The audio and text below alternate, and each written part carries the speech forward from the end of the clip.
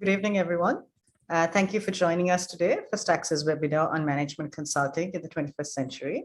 I'm Sandha from Stax, and I'll be moderating this evening's session. We have a great lineup of panelists this evening with decades of consulting experience between them, and they will discuss how the industry has evolved over the years, particularly over the last couple of years, where we've witnessed so much change in worker environments across the board, not just in consulting. They will also share from their experience some factors that help to drive success in this industry and their thoughts on how to build a career path in consulting that's exciting and fruitful. Before we get into the meat of today's session, though, a very quick introduction to Stax for those of you who may not be very familiar with us. Stax is a young company in many ways, founded in Boston in the early 90s, and fun fact, named after a legendary blues music label. It's also a very young company in the sense that the workforce, the leaders are all relatively young. I would say the average age at Stax's Colombo office would be around 24, 25. But it's not just in terms of age, but also outlook that we strive to stay young and curious and dynamic with a lot of emphasis on continued learning, with many opportunities to step out of your comfort zone, carve your own path, which the panelists today will be expanding upon as well. Just in terms of our key focus, in terms of our services, globally, we provide due diligence services to private equity firms, and we also provide strategy and management consulting services to corporates with a great emphasis on data-driven decision-making. And that's really one of the key differentiators of Stax. And so through our work, we provide actionable information for some of the largest funds and companies in the world who are investing into many diverse industries. And because the Stax client base is so diverse, our consulting services are what we call industry agnostic. And this really, to my mind, is one of the best things about being in consulting, being with Stax Consulting, is that you're not pigeonholed into one area of expertise and that you really get to be dynamic and work across many different areas of expertise and understanding. And having this kind of diversity of industry experience is something that our first panelist can attest to. Being a mechanical engineer turned management consultant with over 16 years of experience, Sean Silva. He will be talking tonight about leveraging your background in various different backgrounds and how you can find transferable skills to fit the consulting industry. So he will touch upon, what exactly, does a management consultant do? What are the core competencies I would need to become a consultant? And how do I leverage various different backgrounds to fulfill a role in management consulting? So without further ado, over to Sean. Take it away. Thank you kindly, Sandha. Good evening to everybody. Thanks so much for joining us. I'll share my screen in just a minute so that we can get started. Here we go. Can everyone see my screen?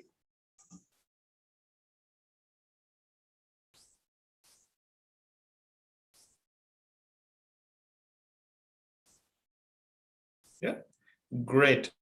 So thanks again, once again, to all of you for joining us. I'm thrilled to be talking to you today about your educational background, how it's not a necessary prerequisite to achieving a successful career in management consultancy, but rather your inherent abilities, competencies, and skills you've gained from not only your education, but from your natural aptitude, your natural curiosity, and your attitude. And that is a very, very fundamental area of management consultancy that has been an important ingredient in the evolution of its function. And it is a function that has been inherently in the market for the last more than 100 years, whereas in the old days, it used to be more of a whisper from business gurus, such as considered by many to be the father of management consultancy, Peter Drucker. And he was such an influential figure, advising many CEOs in Coca-Cola, GE, IBM, and many, many others. And more than anything, Peter Drucker did something very unique when he was approached by the Jack Welchers and the Coca-Cola CEOs, and many others. And it's still used today, and it's a cornerstone of management consultancy. Number one is asking the right questions. And number two is enabling a change mindset within clients. And if you see this, what I've displayed on the screen right now, the top 5 questions that Peter Drucker would ask anyone, regardless of who it was, even the great Jack Welch, are these 5. And it has not changed too much from where we are today. These are still very fundamental questions that any management consultant will build upon when they approach any client, regardless if they're based in Sri Lanka or they may be based anywhere in the world, whether it be China or the US or UK and any other country out there. And if you look at each one of these different questions, you can see the fundamental importance of what Peter Drucker was trying to get by having these conversations with these leading CEOs. Number one is, what is your mission? This is all a matter of reflection. Who your customer is, what is your customer value, what results do you seek, and what is your plan for achieving these results? Fundamentally, this is essentially where Peter Drucker would go into the field, and he would talk to so many of these CEOs and their management teams and set them on the path to growth. And even though he was not titled a management consultant, he had laid the foundation for many of the things that we even learn today. And this is the basis, even in this changing environment, of how things are evolving in terms of the economy, in terms of global markets, competition, economic downturn. Regardless of what it is, these are challenges. And these questions do not fundamentally change, but we have so many things that we need to be able to answer when it comes to doing this, to helping address these challenges that business face. So all these external factors, how does it affect a business internally, and how do we as management consultants play a role in easing that burden of so many challenges that are coming from the environment itself? So number one is uncertainty of what the future will look like, to plan for it. This now just a few years ago, maybe 10 to 20 years ago, people in major corporates, even small SMEs, would have a 5 to 10 year plan. That is no longer the case, because things are changing so rapidly today. With all these external factors which you see on the screen, it does not make sense to plan so far ahead, but more be agile, dynamic, get out there and learn as you go along, change every day. And it's something that as management consultants, we truly inherently believe in. Real-time data. Now, this about data has been talked about in the last few years, but it's been something that has been evolving since the 90s. How can we better use data? It's getting more and more important. How do we leverage it better to inform our decisions? And we have spoken with so many companies who may not have the data on hand, but they have the experience, they have their smart, dynamic people, but they have great ideas. But very few of them are implemented. And that is, again, where we try to bring in more actionable insights for companies to be able to execute. And any business faces so much inherent difficulties in running their business, with the everyday firefighting they have to do, to reinventing the business. But it is an important aspect of it. And as management consultants, we try to help them on that journey. And most companies, especially when it's in some of the traditional industries, they're not usually geared for change. They're more geared to trying to improve in a very step-by-step basis, but undertaking a paradigm shift is always a challenge for companies. And that's, again, an area that is needed more than ever today. And shorter term plans may be known in the CEO's head or the chairman's head, but not necessarily that is clearly articulated so that everyone in an organization knows what their role is, knows what they need to do, and knows how they're going to contribute to the overall vision and mission of the company that they work for. So these are challenges which any organization, regardless of the industry in, faces. And this is, again, where as management consultants, we try to solve for. We help explore new ideas and solve complex problems at all levels of an organization. And this is maybe the most important part of this sentence is, and implement these solutions in order to get. It's great to have ideas, it's great to be able to solve for, but you need to be able to implement them. Peter Drucker famously once said to the CEO of Coca-Cola, who, when he did a session to his management team, and the CEO just mentioned to Peter Drucker, great, you had a great session, it was great, I think everyone loved it, you should be proud of yourself, Peter. And Peter just looked at him and said, please don't tell me how great my session was. Just tell me what you're going to do on Monday to implement change on what, and use what I have taught you. That's all he wanted. And that was the most satisfying thing. And again, this is a mantra of any consultant, is to bring about that change and to get companies to embrace that change. So essentially, if I was to take it in very simple terms, well, some companies are in the dark and they don't know whether they're on the right track or not. And our role is to take them from being in this situation to go to this situation where you're confident, you know what you need to do, you've got a plan, you can see this person has a clipboard hanging, holding on with him so that he's using that as his guide in getting through the most difficult of times in order to compete in our global business community. And being at Stax, you can work in a number of industries. We consider ourselves sector agnostic. We don't necessarily, as a management consultant, specialize in any one given area.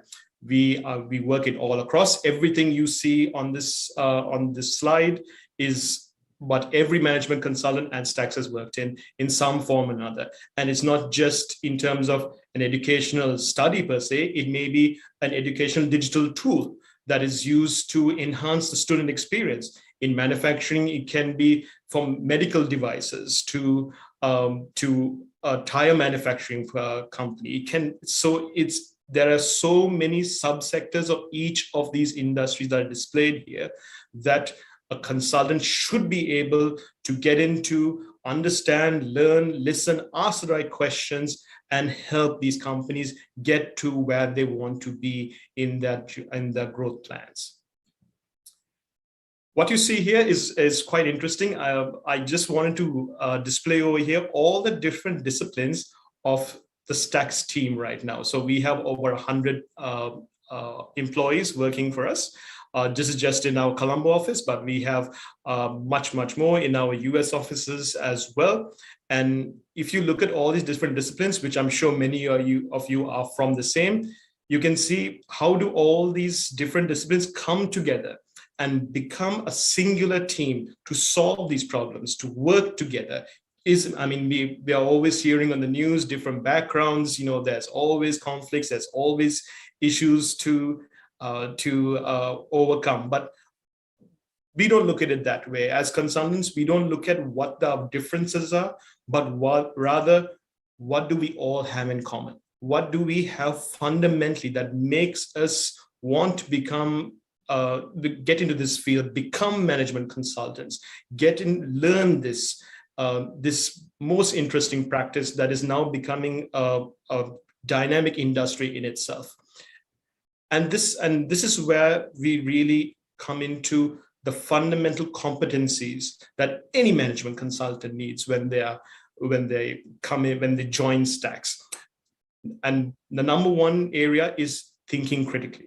So these are some of the building blocks you see over there in thinking critically: creative thinking, decision making. We are faced with doing sometimes work that is in a span of a week so that one of our clients can can invest hundreds of millions of dollars in a fast growing company, and we have to be able to give them insights and give them the right information, guide them on that path. So we should be able to think out of the box of giving our client that kind of information to problem solve for them. And as mentioned before, go into more transdisciplinary thinking, not just thinking like a finance person or a marketing person, but put yourself in the shoes of an engineer or a CEO. See what their real pain points are and how we can solve for them in terms of helping them make better decisions or map out the company the way that they feel will be the next stage of their evolution in their plans. The other is interaction.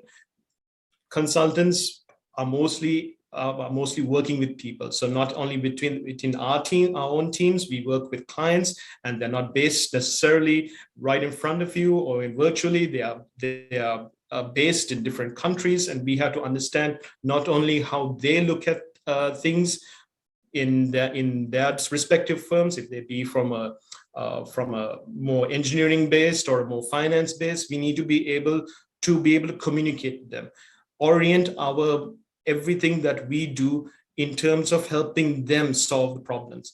We build inclusivity.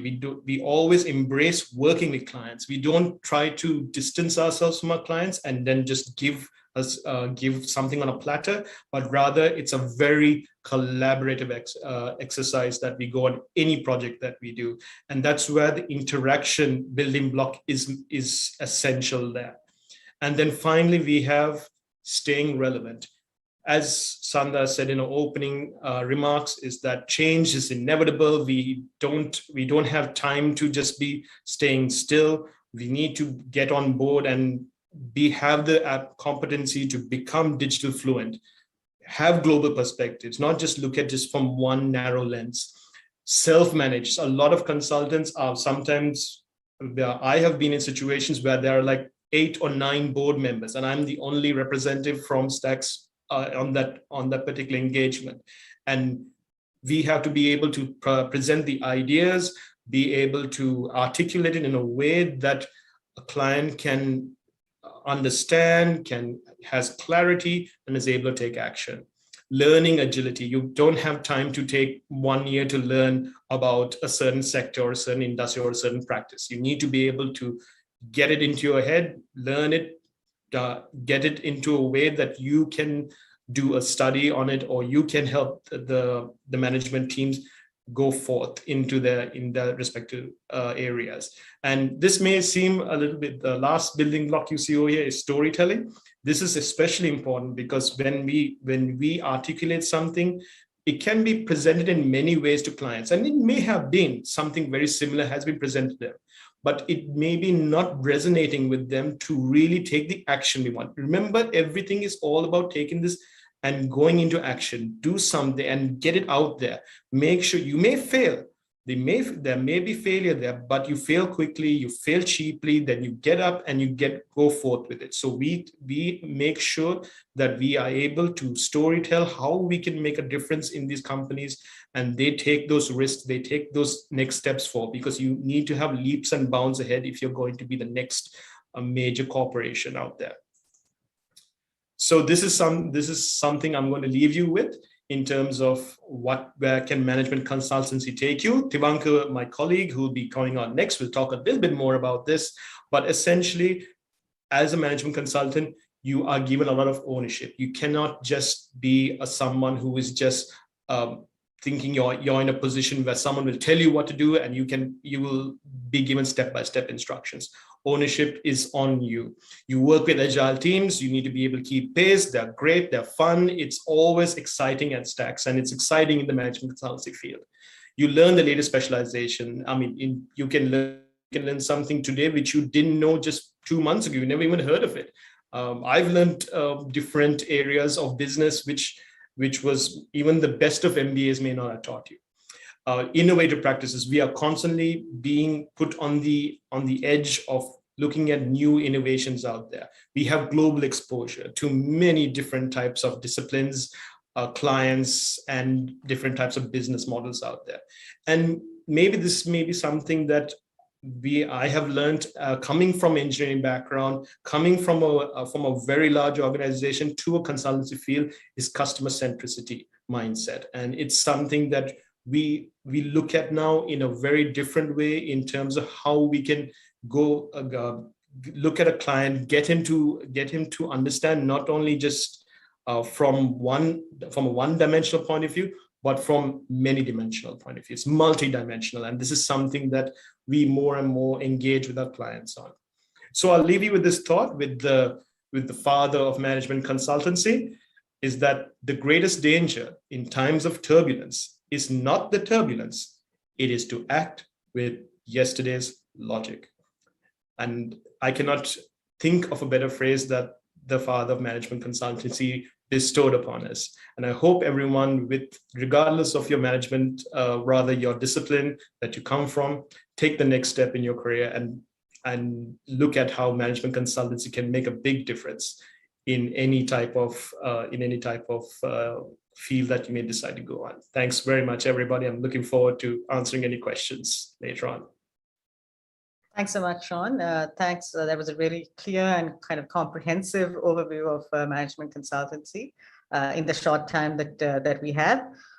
Again, like Sean mentioned, if you have any questions already, you can start sending them in. You will see the Q&A panel at the bottom of your Zoom screen. And throughout these presentations, you can keep sending in your questions, and we will get to as many of them as we can at the end, towards the latter part of today's session.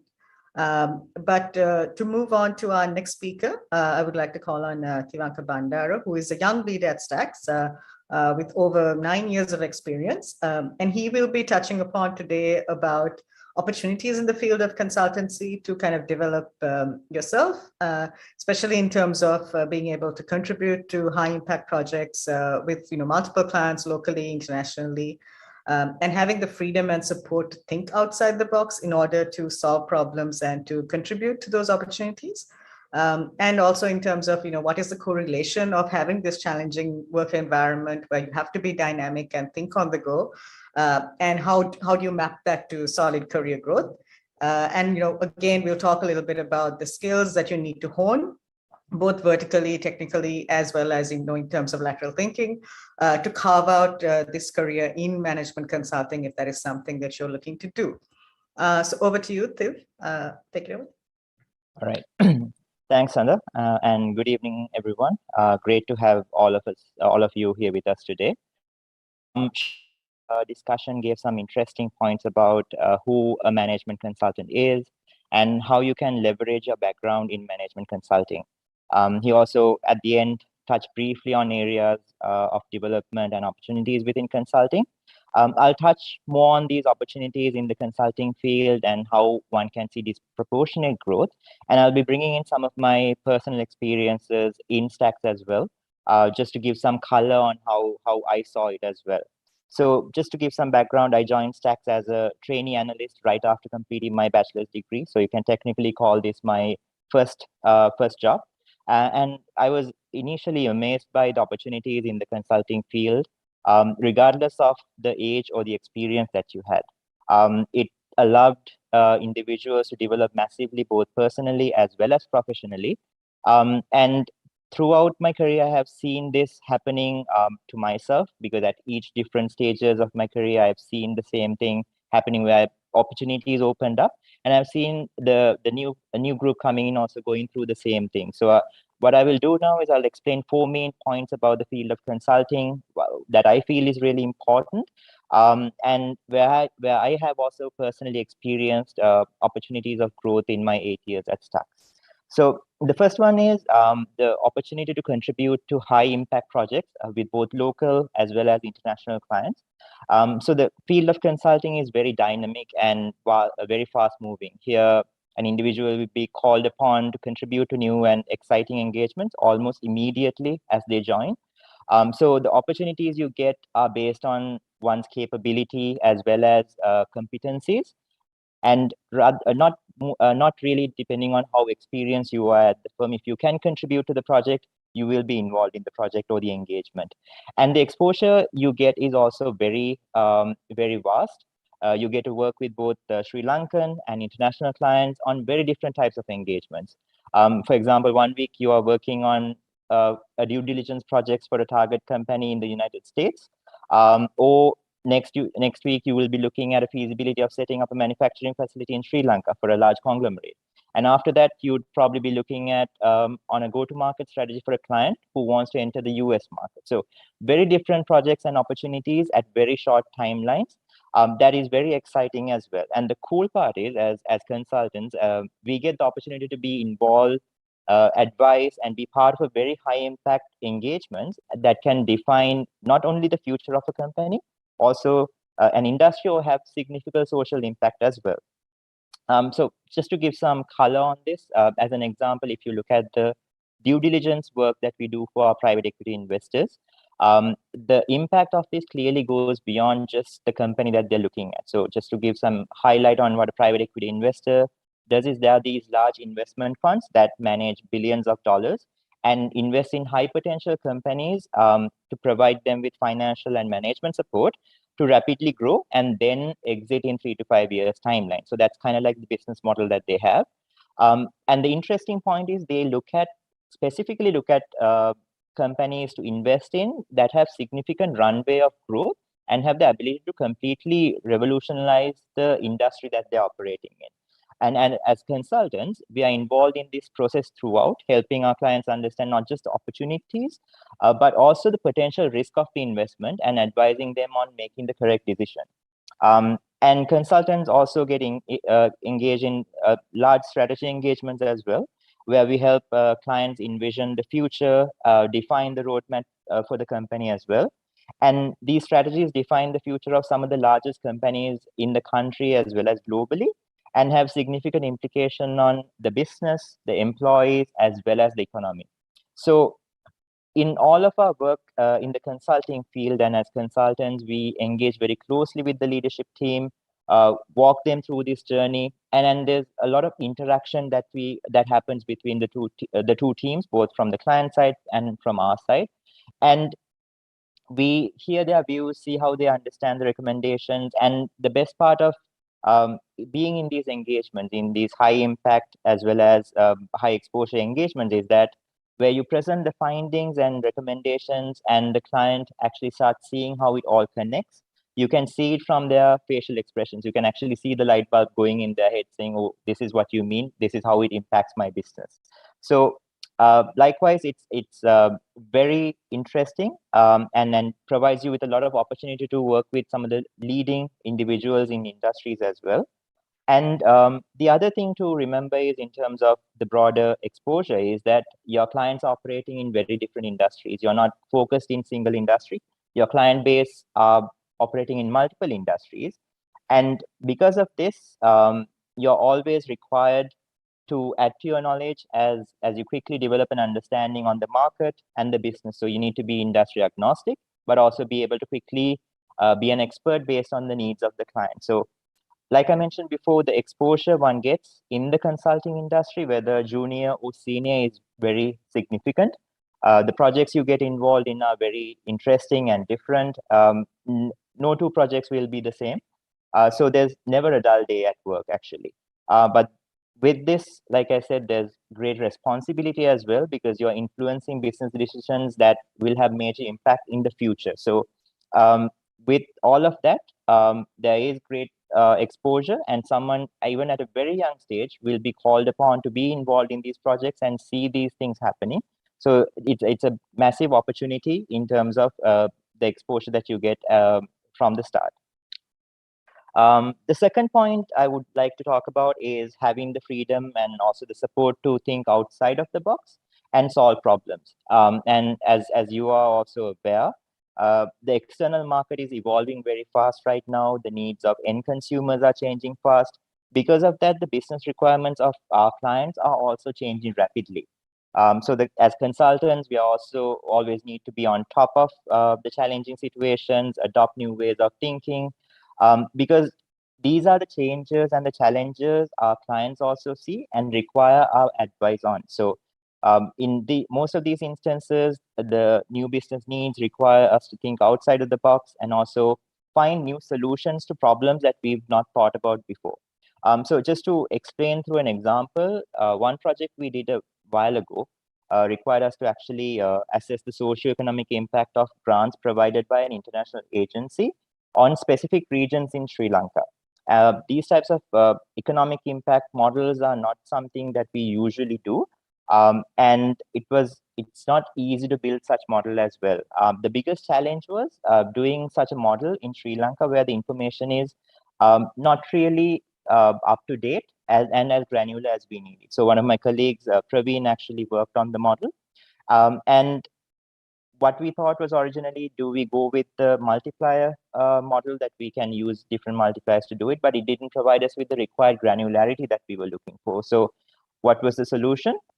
Thinking outside of the box and building a model from scratch. So he spent multiple days and several nights also going through numerous economic trick and mathematical theories to understand how to do it. There was a point where the entire glass wall behind his seat was scribbled with calculations.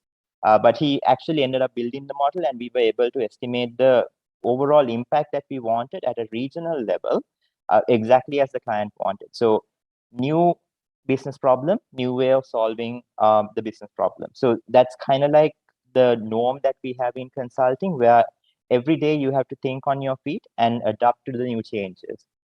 The other thing that we believe across the industry is that there are always better and faster ways of doing things. Therefore, we are doing things now. How we do things now is not considered the best or the optimum way.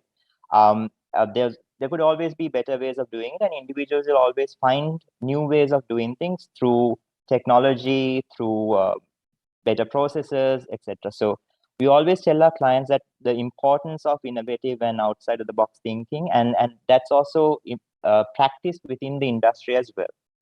And the beauty of this is the industry, as consultants, the consulting industry actually not only requires it, but also supports this as well.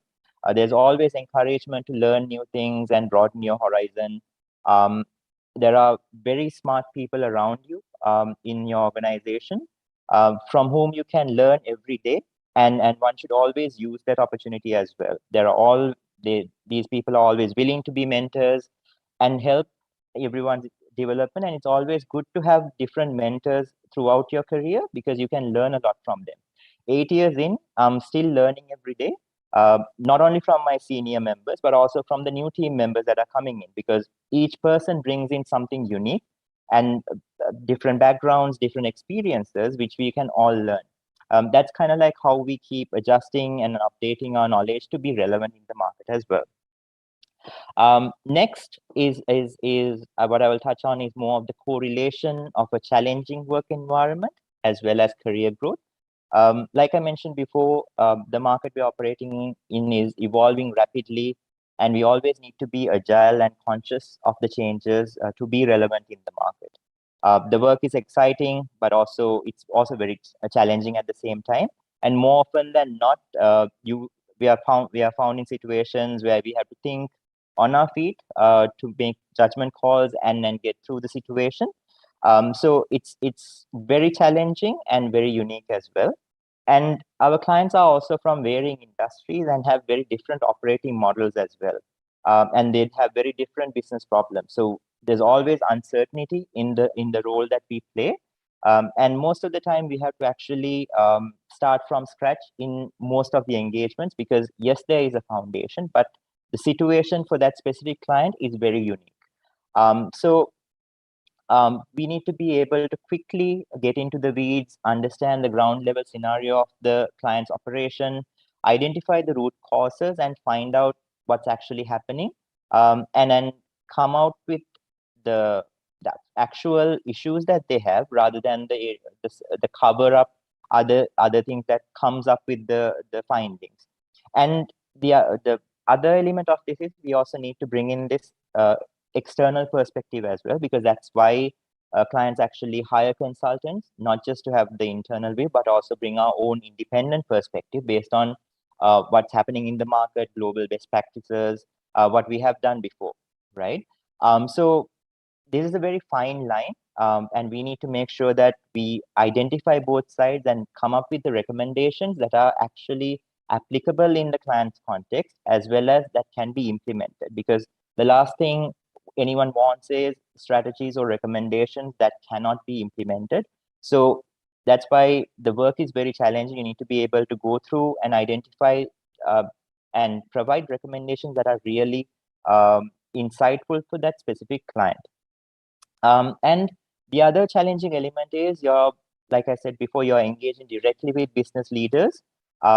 And those business leaders have been in these their own respective industries for a long time. They have gone through the ranks as well. So they know in and out of their operation.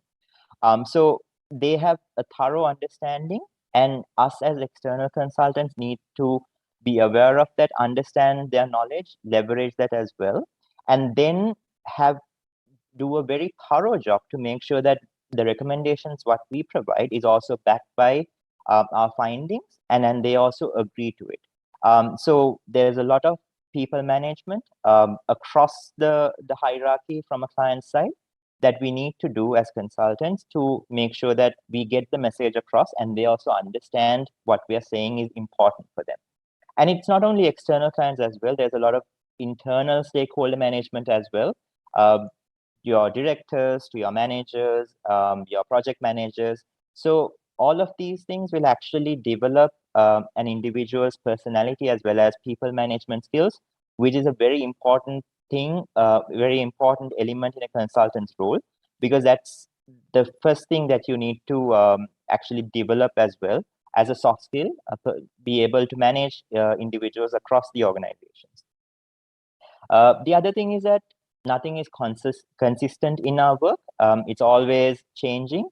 And the norm is that you're always out of your comfort zone. So in consulting, you're never doing the same thing or never in the same position for a long time. So you'll be doing different things. So you don't have the time to be comfortable on certain things and then play that role continuously. So in my career at Stax, I started off supporting projects and then moved to project management, then looked at overall project delivery, and now looking at overall operations. So in a very short time period of 8 years, I'm looking at very different elements in the organization. And at each of these stages, the challenges I faced were very different and very unique as well. So I had to always learn, adapt, and adjust to make sure that I can deliver at the same level. While it was challenging, the interesting thing is that I also had support to grow into these roles. Like I said, there were mentors that helped me through on the technical aspects. There were mentors that helped me through on the personal aspects, so that I could actually grow into these roles as well. So it was more setting up for success and not for failure. So that enablement layer was also there. And at each of these instances, with the fast-moving work environment, we also requires us to go beyond. And because of that, you start gathering different types of skills as well. So personal, professional, technical skills that help you grow in your career, not just within the field of consulting, also outside of it. Because what you learn in this field, you can apply across different industries and actually use that as a very good foundation for success in any of the other industries as well, or any other careers that you would pursue later on. And finally, talking about how the consulting field helps you hone skills both vertically and horizontally, like Sandha mentioned. And then it helps you also carve out your career based on your interests as well. So in our field, there are numerous opportunities for an individual to pursue, as well as opportunities to develop your skills in different competencies as well. So one person does not need to be purely pursuing one field or be focused only on one pillar. There's enough and more opportunity to broaden your horizons. So in project delivery, analytics, modeling, data science, digital engineering, all of these fields are tied with consulting. So you can actually branch out to any of these verticals based on the interest that you have. And the organizations are set up in a way where it promotes this growth as well. So an individual will be able to go through this. So for example, if you take Stax, we are structured in a way where we have several key vertical practices, and several horizontal practices. While someone might join the organization to be in one practice, as they grow, they can actually move into other practices, learn new skills based on the interests they have, based on the skills that they develop. There are multiple opportunities to go beyond just one practice and play roles in multiple different practices, which also helps them to grow very rapidly.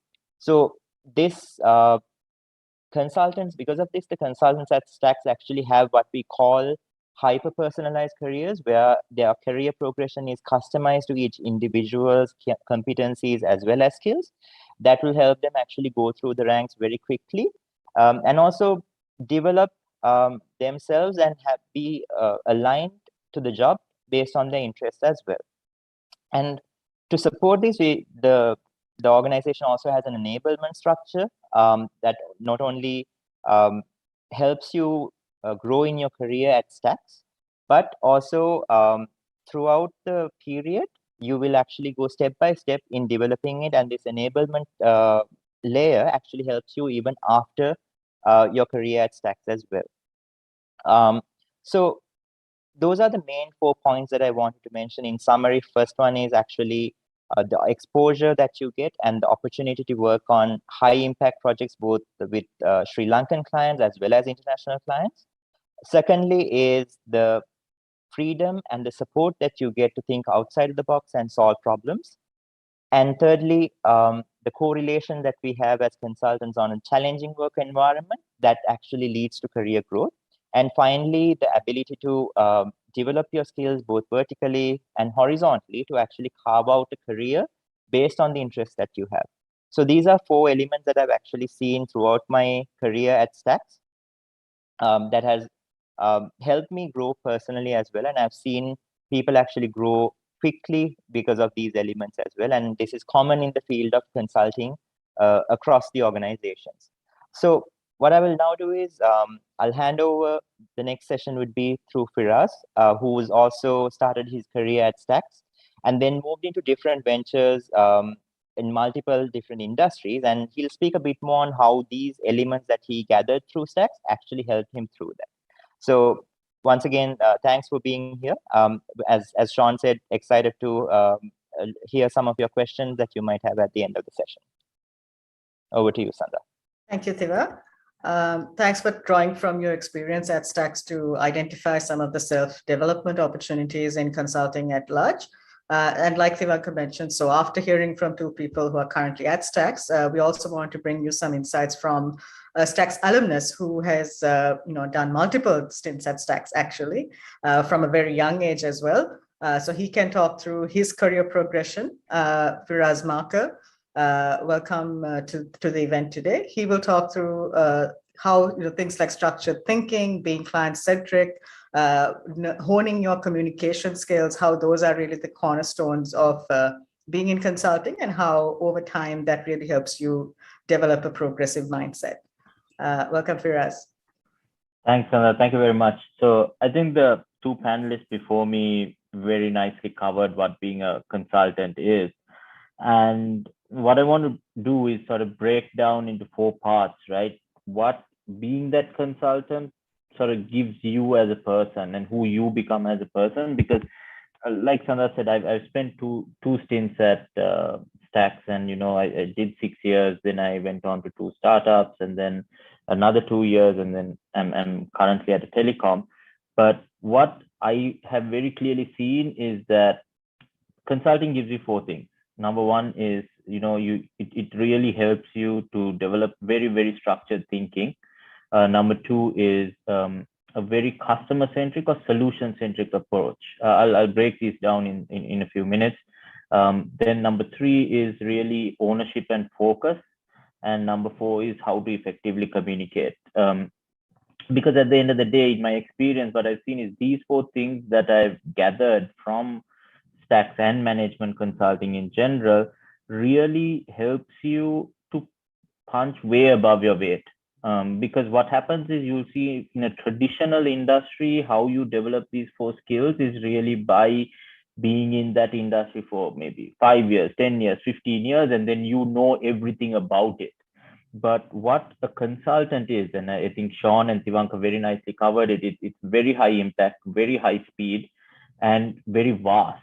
So you learn to deal and come to terms with a lot of information and make very impactful decisions fast. And that really supports you and helps you stand out once you even leave consulting. Because in an industry where a lot of people don't have that background, you are clearly advantaged.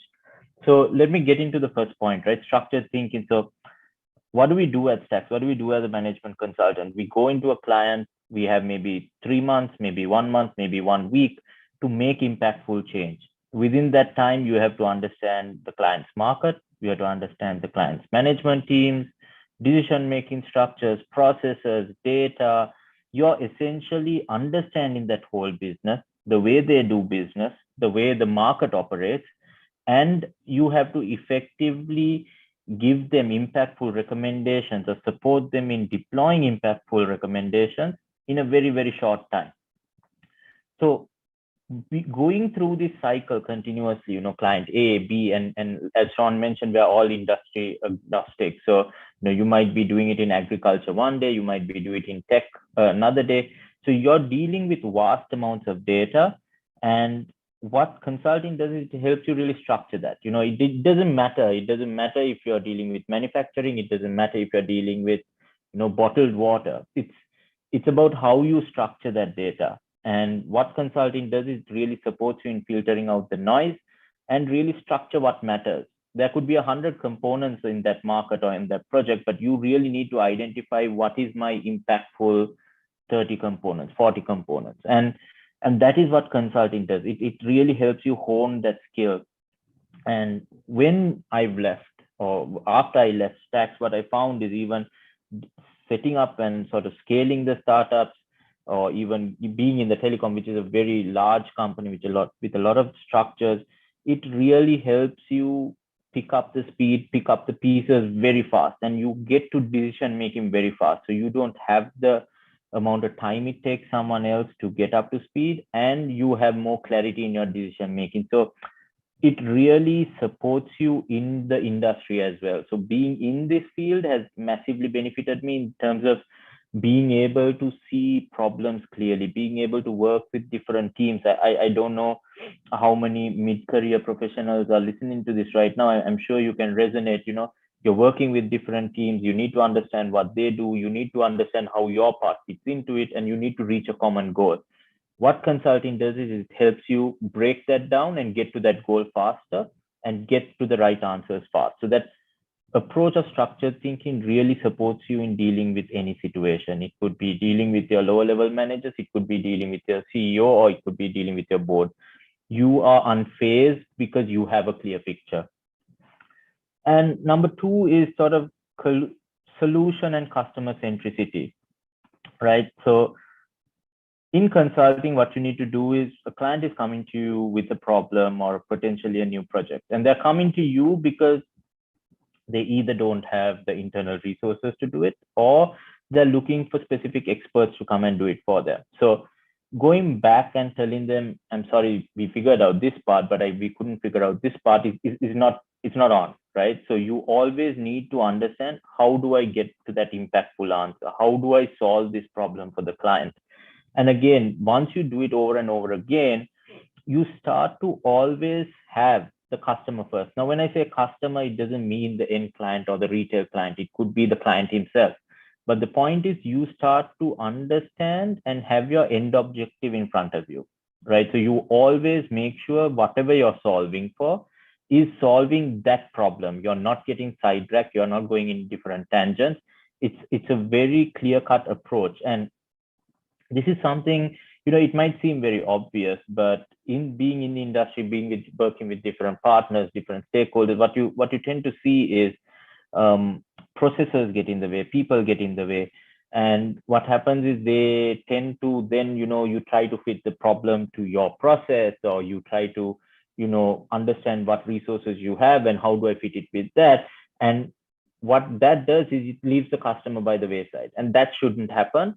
And you should always have the customer first. And that's a key metric that consulting teaches you, because of the customer centricity. Because of the solution centricity, you always know what you're solving for. So you are very efficient in the using your resources to solve that problem, and you have clarity into how you would get to that solution, because you don't have a lot of noise again coming out of that structured thinking and the customer centricity. And number three, I think Sivanka mentioned, ownership, right? So at a very young age, you get a lot of ownership, obviously meritocracy led, and you need to deliver. So that's why what my fourth point is really coupling focus and ownership together, right? When you get this ownership, what I've learned through consulting was that, missing an email because I got 100 emails a day is not an answer. Missing a certain data point because you had to look at 1,000 data points is not an answer. So you start to develop this personality of extreme focus. You make sure at the end of the day, you cannot go and tell the client, I'm sorry, I'm running late, I'll deliver this project in a week. That's not on, right? So you start to develop a level of discipline where you're not 5 minutes late for a meeting, you're 5 minutes early for a meeting. And these make very tangible impacts in your day-to-day life, right? You always make sure that things are done on time, you're there on time, you're available to people on time, and there is discipline and work focus. Now, again, these are things, you might see in your standard motivational videos on Instagram and Facebook, but the point is you need an arena to hone these skills. And consulting has really done that, time centricity, understanding how to deliver on time, making sure you're respecting other people's time, taking that ownership so that, if I drop the ball, I drop the project, right? So that level of ownership and pressure really turns you into a better person in terms of having discipline in your work, right? And my last point is effective communication. So, I've presented to various different types of stakeholders while at Stax, be it C-level, be it, mid-level managers, operational managers, all sort of phases of the hierarchy. And over time, you learn to start to succinctly tell a story, which is the most important point. You might be in a meeting, you might be in an interview, you might be even just on a phone call with someone, right? You need to be able to succinctly tell a story. How do you go up to a board, take 2 hours, and give them the 5-year growth plan that we have developed for them? You have just 2 hours. So you start to really push yourself to be able to tell the most effective story, highlight the most effective points, and very succinctly tell a story. And that is the essence of effective communication, right? If something takes 15 minutes, you shouldn't take 20 minutes, right? You need to make sure that you have your story in line and you're punching the right buttons and telling the right story. If you've heard of the elevator pitch, consulting supports you in developing that skill, right? You do it again and again. Every project requires it, and over time, any industry will value you for it.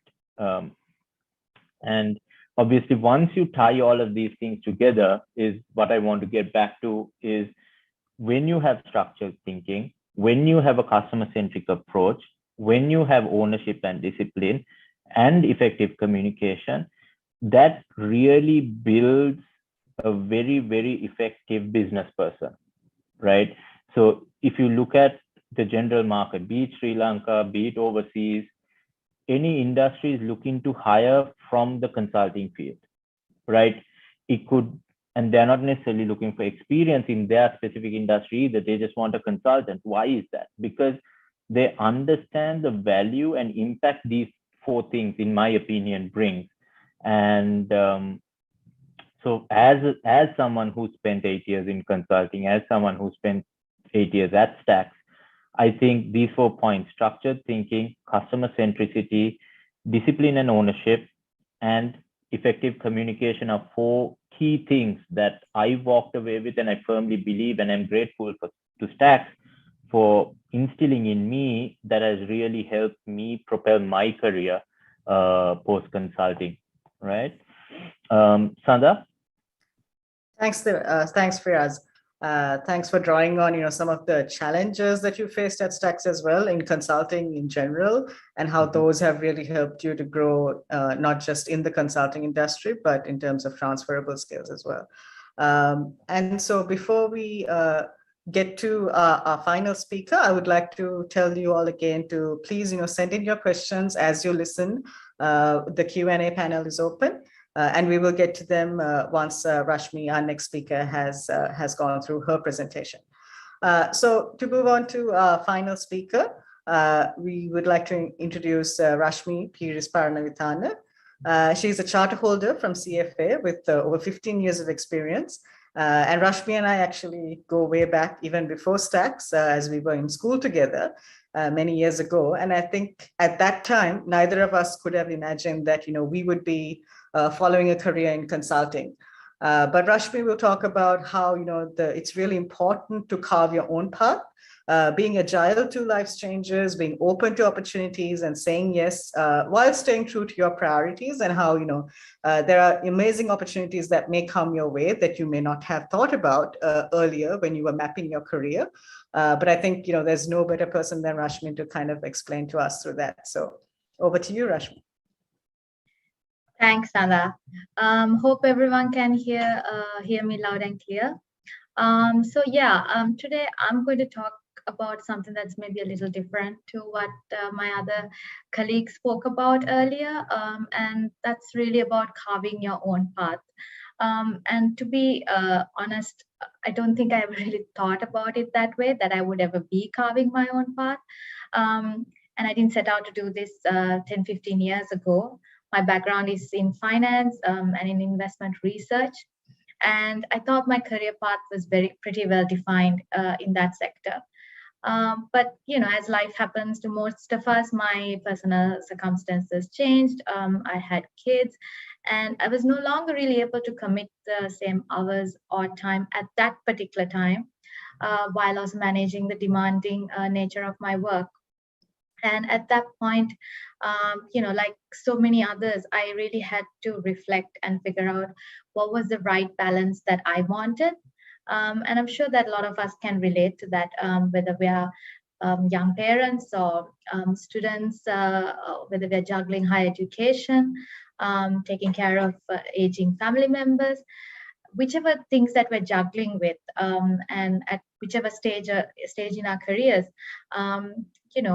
at those points, we really have to, I think, reflect and figure out what our priorities are, and figure out if, that current situation is working for us. And at that time, my career was also starting to kind of take off at the same time while my personal commitments really increased. So I had to really kind of reflect and rethink my priorities. And even though it wasn't an easy decision, I made the choice to kind of leave my previous workplace. I was leaving a career with no clear idea about the next steps, and leaving a workplace that was like a second home to me and people that I absolutely loved working with. But I knew that it was the right decision for me. So I was actually out of work for a few months. I took a break. I was fortunately able to do that. I know that, that option may not always be for everyone. But, and then I joined Stax on a part-time basis. And because at that time, it was really important for me to spend time with my kids who were very young at the time. And, so this really helped me to balance both my personal commitments and still not leave the workforce fully. And to have that flexibility of being able to work part-time, being able to work from home. This was, mind you, before the pandemic era, when that wasn't actually very commonplace. However, now obviously a lot of companies are exploring those options, which is great. But having that kind of flexibility made such an enormous difference for me. And I think, that really helped me to manage things and figure out for myself when I was ready to take on more responsibilities on the work front. which kind of takes me to the second thing that I kind of wanted to talk about, the importance of saying yes to opportunities that come your way. I think we often say no to new opportunities, whether, sometimes it's because we feel they're not qualified for it, or we haven't done that before, or because we think it might take us on a path that we hadn't originally mapped out. But in both my personal experience and also what I have seen from the career paths of colleagues that I've admired both at Stax and my previous workplace and elsewhere, I think real growth, both professional and personal, can come from being more open to and saying yes to some of those new opportunities. So even though I have actually been at Stax for only about 4 years, I have taken on multiple different roles. After I actually moved from playing a part-time role, I then was able to take on a more full-time role when I felt ready. And I had moved into consulting, which itself was a very different space for me after being in investment research for about 11 years. So that itself was a different challenge. I had to acquire a lot of new skills, a lot of those skills that my colleagues, Divanka, Sean, and Firas talked about, like, problem solving skills, and it's industry agnostic. So you do get to learn and understand how industries evolve, which again was very interesting. But at the same time, there were also a lot of readily transferable skills as well from my previous experience. And I think that's something, again, that we can all attest to, is that despite your prior background, your previous work experience or educational qualifications, there are so many new opportunities and work opportunities, whether it's in consulting or other areas, that you can readily transfer. And I think it's just about, having that open mindset that your career might go in a different path than you may have imagined. So I moved from a delivery role into a sales role, which again was an entirely different challenge, something I had never done before. And then most recently, taking on the role of creating the Sri Lanka at 100 platform, which some of you might have heard about it. It's an accelerator for mid-market firms in Sri Lanka, where we're trying to help selected firms to really accelerate their growth. So this was just a concept on paper at the time when we started setting this up, and it was in the middle of a global pandemic. And what I can firmly say is that all of those junctures, 3 things really stood out for me. All of those different roles, when I had to think about, do I say yes to this? 3 things I think really stand out for me. 1, did it make me nervous?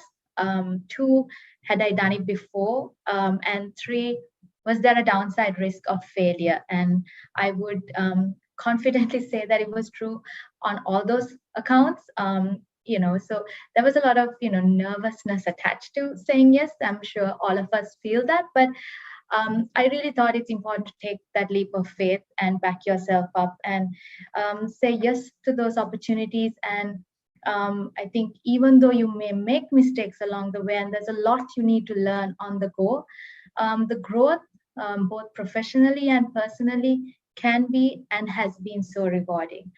The third thing I just quickly wanted to kind of touch on is the importance of also keeping your key stakeholders engaged. And for me, when I say key stakeholders, I mean all of my key stakeholders, whether it's my family, my partner, my kids, my helpers, my support system at home, which has made it possible for me to do all of this, whether it's your stakeholders at work, your seniors in your workplace, your HR team, your team members.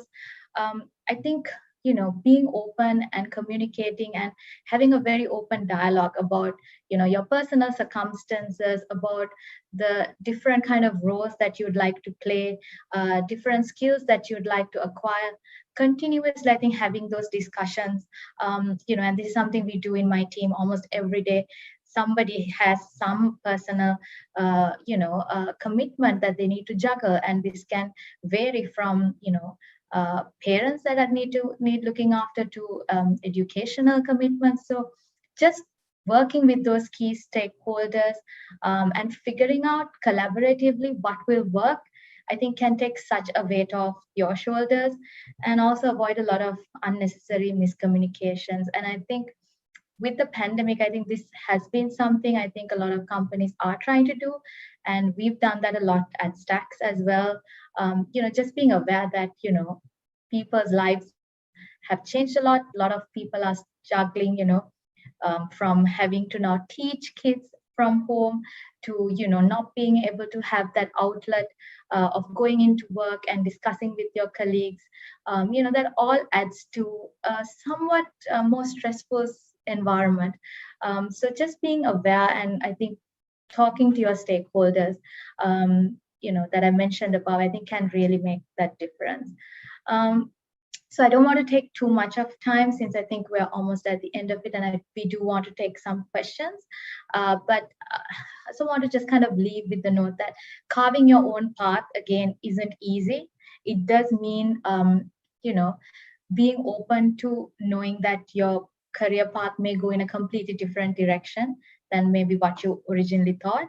But being open and saying yes to new opportunities that come your way, and then really closely working with your stakeholders to make sure that you create a work-life balance and an ecosystem that works well for you.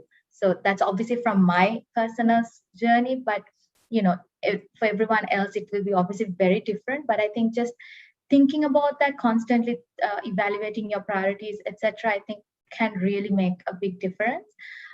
And just wanted to leave with, I think if you speak to people, I think in the latter stages of their life or their careers, oftentimes they would say that they regret, the travel that they didn't do, or the books that they didn't read, or the experiences they didn't have, or most importantly, the opportunities that they said no to.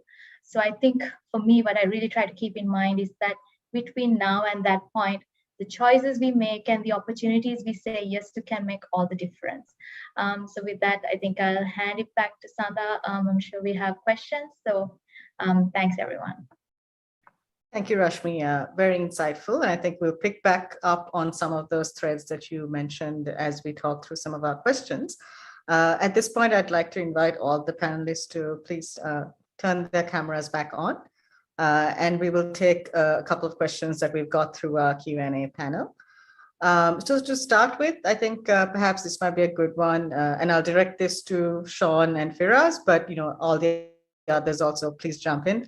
And I'm doing this because Sean and Firas talked about the past of consulting and what that looked like. But we have a question about what does the future of management consulting look like with the new jobs being replaced by AI? What does that mean for knowledge workers in general? So Sean, if you want to start, and anyone else, please feel free to jump in. Absolutely, it's an important question because everything is getting disrupted, and as things like new blockchain, AI, everything comes in, it's just all the more exciting for management consultants. And because those are things that we have heard entering into the markets years ago. It's coming to fruition now. We've already become quite enabled and learning about those different kinds of new fields. Another one is design thinking. Everything that comes in that kind of new kind of tech spaces, or even it doesn't necessarily have to be tech. It can be a completely different type of field as well. Like since the pandemic happened, there was a big demand for visitor management solutions that had thermal imaging type of technology and very specific to entry of residents or occupants to a building, and how these companies are investing more into this. So we had to get very smart on these new areas. Again, there were small tidbits of those things in the market which we were aware of, and when this became more of a realization, we had all the foundational knowledge with us to really build up upon it. discuss with our clients, give the best advice from our expertise in those fields, learn from it, and then go into the next big thing that's going to come after the AIs. And now that's what we're looking at. We're not looking at AIs anymore. We're looking at the next big kind of tech that's out there. Yeah, so I think it's two-pronged, right? I'm not sure if Nirmani asked how AI would impact consulting from a supply point of view or from a actual service the market point of view. I think from as consultants, I think if you do become a consultant, I don't think you're going to be replaced by AI anytime soon, because currently focused on the more technical aspects of things, right? Whereas a consultant is more strategic, and AI hasn't got there yet, but perhaps eventually it will, but not in the foreseeable future. AI actually presents a very interesting opportunity for consultants, because a lot of companies are now focusing on AI, and it's I mean, to be very frank, locally and globally, if you talk to people in the industry, they'll tell you it's still a buzzword. Even in the US, even in the EU, implementation is very slow. And I know that even at Stax, we are looking at it very heavily in terms of how do we support our clients through AI, through automation, and really drive value to them, right? So from a consultant's perspective, I think it's a massive value opportunity, because we look at industries far beforehand. And I know 2 years ago, before I left, before the pandemic, we looked at mRNA and tried to identify the solutions for the medical industry before the pandemic and all of that. So consultants are generally ahead of the game, and I think AI presents a very, very interesting opportunity for the industry. Thanks, Firas. And I think that just kind of epitomizes what all of you have been saying, that the mindset that you need in consulting is about taking some of those challenges and then turning them into opportunities, like you said, right? And using AI to our advantage wherever possible. I think to kind of switch gears a little bit, we have several questions in terms of HR and joining the consulting field, which kind of the practical questions on things like internship opportunities at Stax and so on. I have put the careers page for Stax on the chat, and please go and take a look at what Stax is offering. For those, there are always opportunities open, and you can send in your applications. But to use the time that we have with our panelists a little bit better, I would like to ask kind of a couple more qualitative questions that have come in.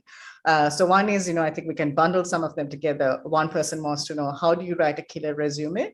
A couple of others have asked, what are some of the books and skills that we should kind of be looking at in terms of preparing ourselves for consulting as a field?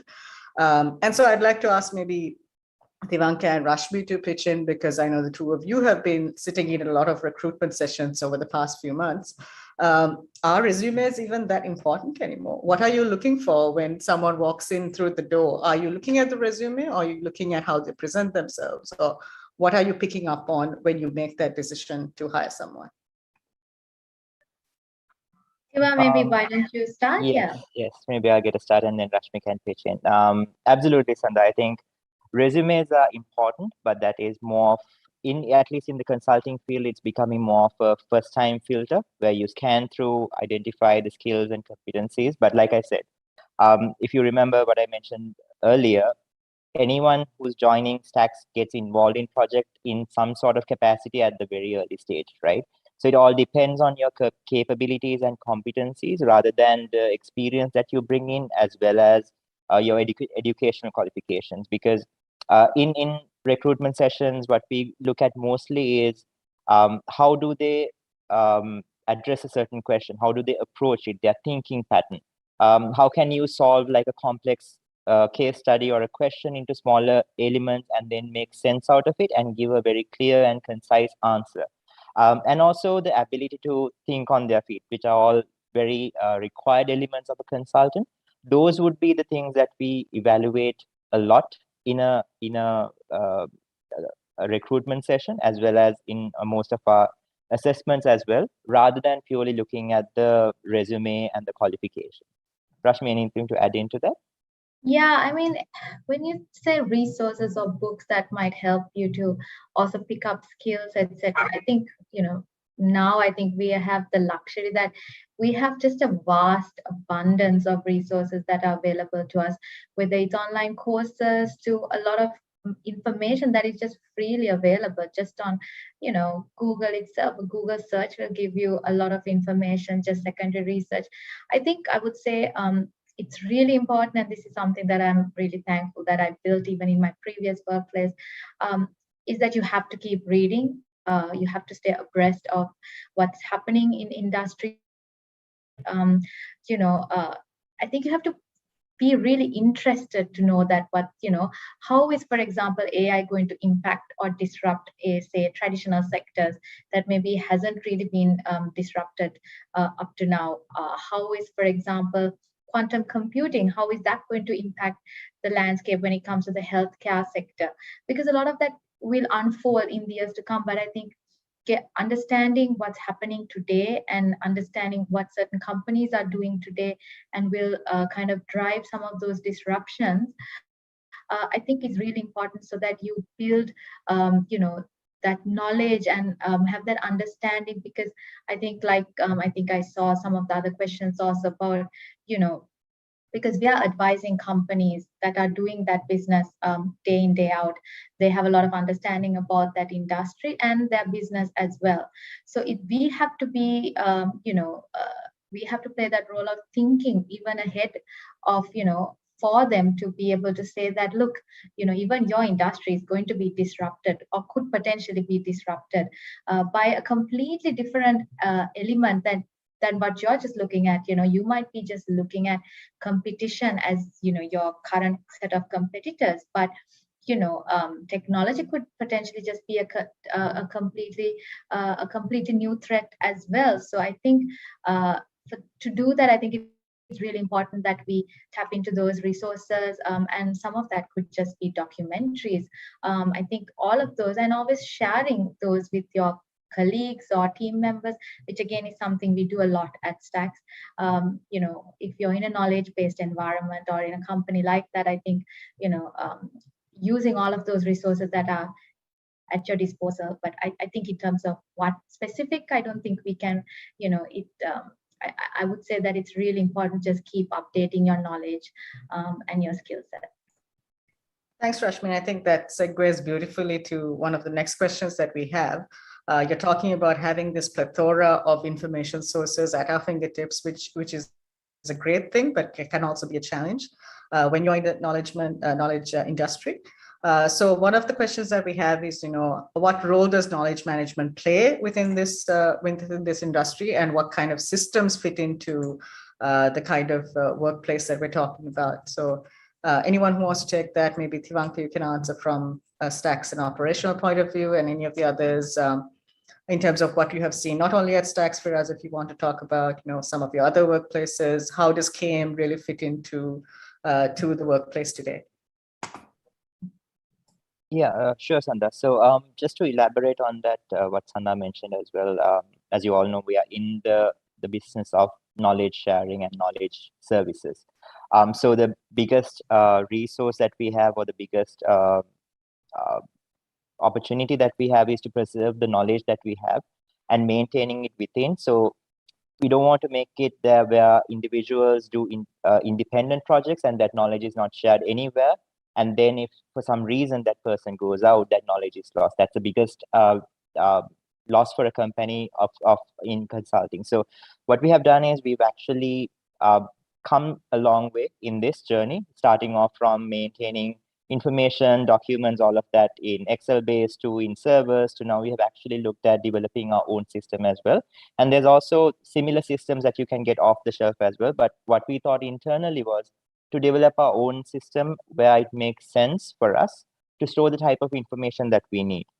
So we've done it in this way, and we've created our own process where we actually store all of the information regarding projects, any documentation that we have, as well as approaches, models, everything in our systems, where it's categorized according to different industries, different types of engagements, where individuals can quickly tap into it. And it's all available to entire firm of Stax, so that we can actually refer to some of our past work and leverage that when we do certain things for our clients now. and make sure that we are not doing everything, or as we call it, reinventing the model, the wheel every time that we do on a project, but we are starting off from a foundation and building it based on the client needs. So that's something that we are doing internally at Stax on managing the knowledge that we gather.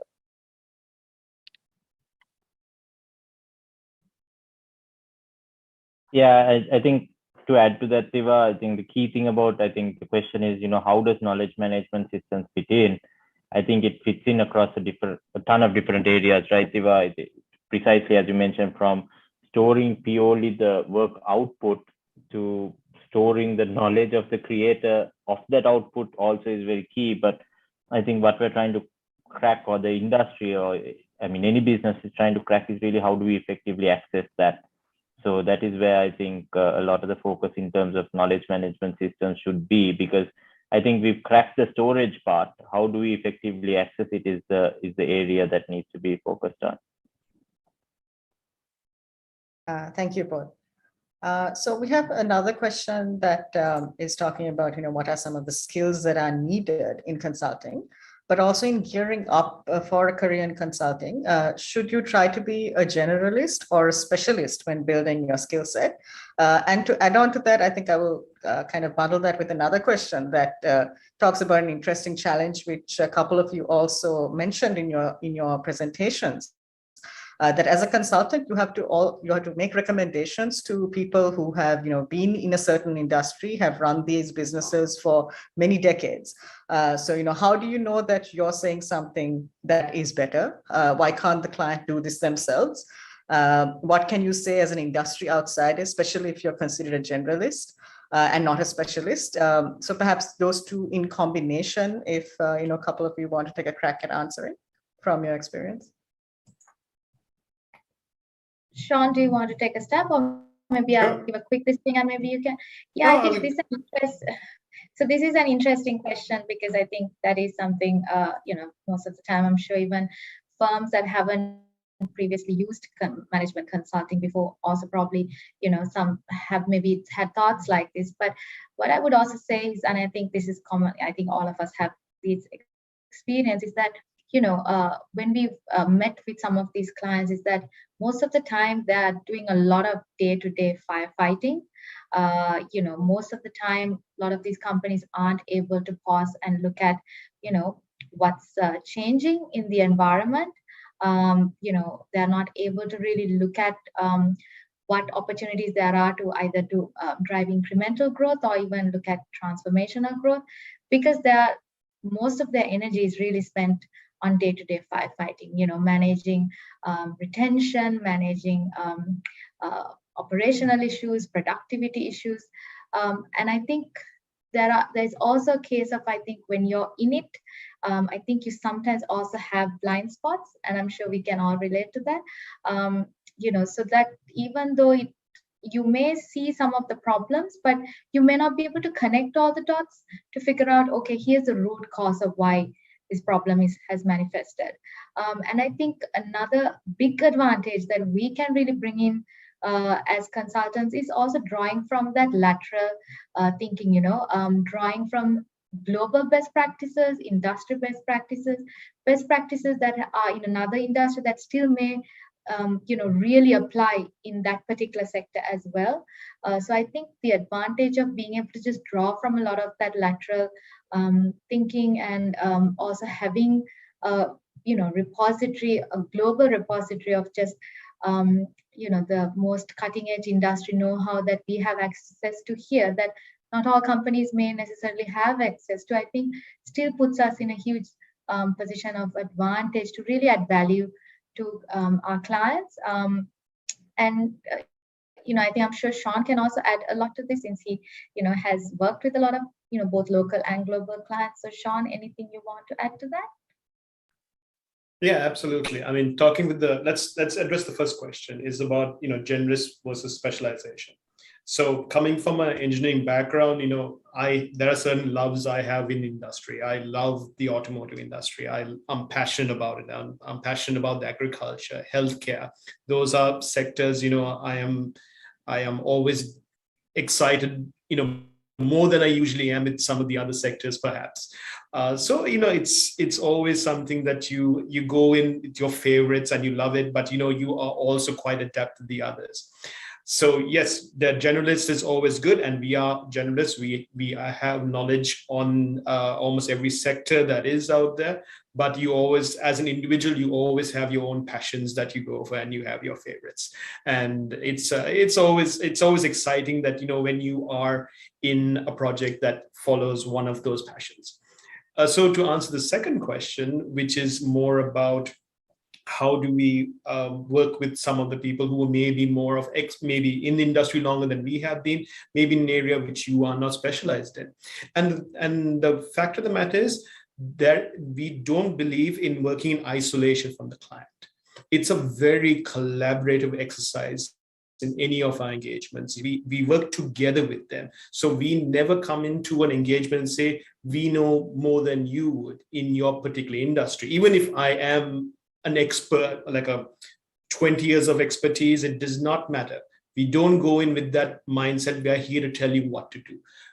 What we go in is, we are trying to solve a problem together. You have an invaluable amount of knowledge which we can harness together, use the right tools, bring it out, come out with a plan and execute it. It's all about how we go from that idea stage or from that thought or identify that problem and then come out with a solution that's actionable, that we can see through till the end. So that is the fundamental thing, but we will always do that in a way that clients are very much involved in from day one. Great.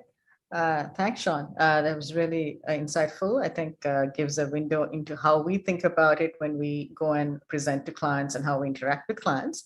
I think in the interest of time, we will probably wrap with one last question.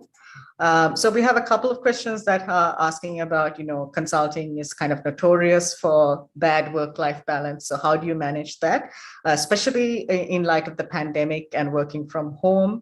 How has that affected the consulting field? And also specifically for Stax, because we work with a lot of US clients and because our colleagues are global or in the US as well, how do we manage that, the give and take, working with global time zones? How does that affect us? Is there a lot of traveling involved? How has the pandemic really affected some of those as well? So I think maybe all of you will have your own different take on how you have managed working from home. So perhaps all of you can give us an input.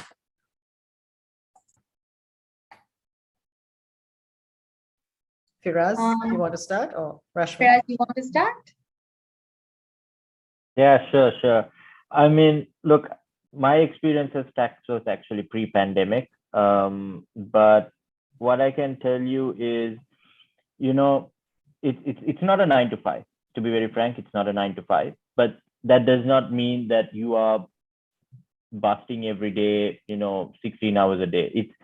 What it does is it gives you flexibility, right? Because like I said, going back to ownership, right? You own your work, so you have flexibility around your work. And that's how you have to manage your work-life balance, right? So I think I'll let the other guys comment from a pandemic point of view, but from a general Stax working with US clients, working with local clients point of view, I would say, you have your pressure projects, but at the same time, as Rashmi mentioned, you have that flexibility, you have that room to breathe, you have a very open culture. I'm speaking in this case very specific to Stax, where you can actually speak and talk about it and sort of resolve and make sure. So it really is up to you how you manage your work-life balance. And what I've seen is that Stax really gives you the room to be able to do that.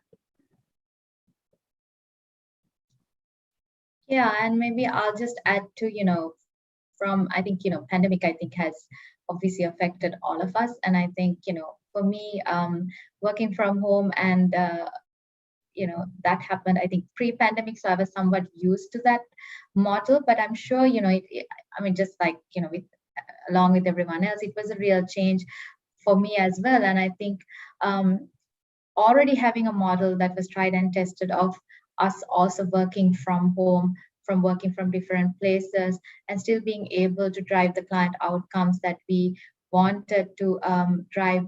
I think, so I think in that sense, we were maybe at a slight advantage compared to maybe other industries that I think probably really struggled to immediately switch to that kind of, working from home environment.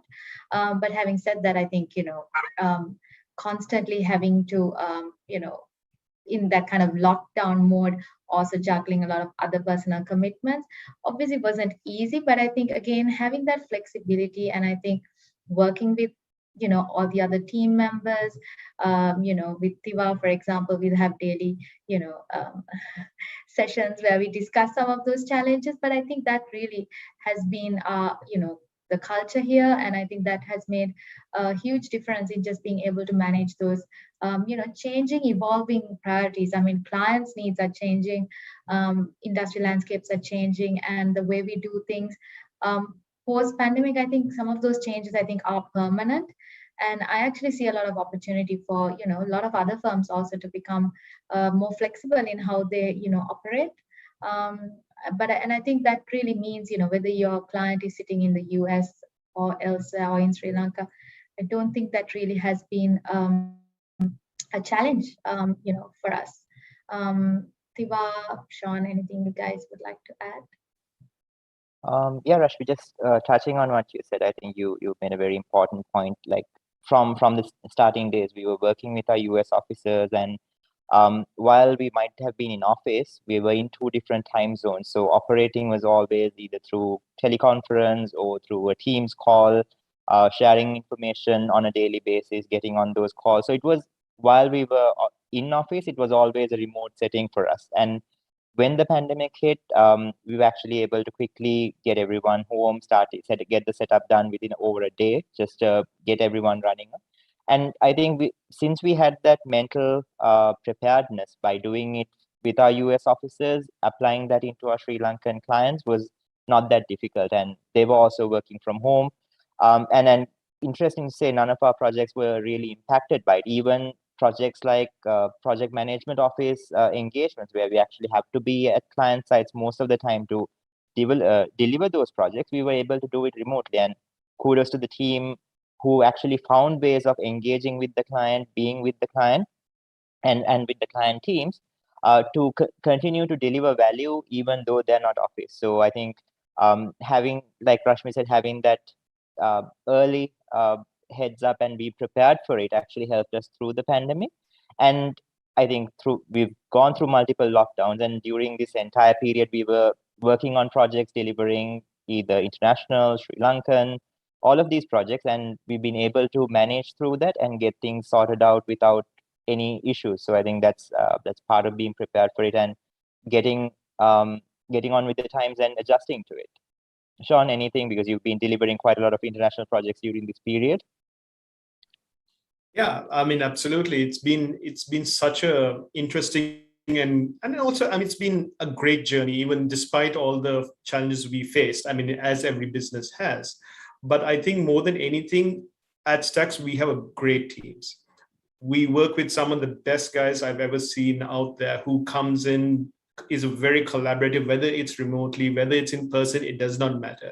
The quality of the work, the times when we have funds, sometimes we're just doing work and we're all on a call for like hours on end. We don't even realize it. We're just joking around while they're doing some very serious analysis. So it's just been one project after another, sometimes even multiple projects at the same time. And all these teams, always, I've had a great time on each one of them. It's always something I look forward to. And of course, we all being at home and doing it, we have that perfect life balance is when we have this great time online, delivering, talking to clients. I was doing projects in pet food and fishing and automotive accessories all at the same time at one point with my teams. And it was always something we were learning. And when it's something you're learning and when you're passionate about, it sometimes doesn't even feel like work. And it seems like more like and you get to share these experiences with great people and be part of great teams. And at the end of every project, which I've ever been on, I have always learned more than I can ever teach somebody in my team. I've learned so much from people who just joined Stax to people who have been here for maybe 10 years or more. So it's always a great time. Thanks, Sean. I think that's a great note to end on. I think you've all been great ambassadors for the field of consulting. Like I mentioned earlier, we've had a lot of questions about, how do we join? How do we find out more about careers in consulting? So please do go to our website. There's a lot of information there through all of our social media pages, our LinkedIn page especially. There's a lot of information about how you not just apply to Stax, but about consulting in general, which I hope you will all find useful. So I think in order to wrap up this evening, I think just a big thank you again to our 4 panelists for taking the time to share this, their experience and their insights with us. Also, of course, I can't forget, Stax's, our technical, our marketing, our HR teams who, put in a lot of hard work behind the scenes to make this webinar possible today. And of course, for all of you who have, spent, a good hour and a half today joining us, asking such interesting questions. We hope that you find this, session insightful, and that you will keep, joining Stax for our future events.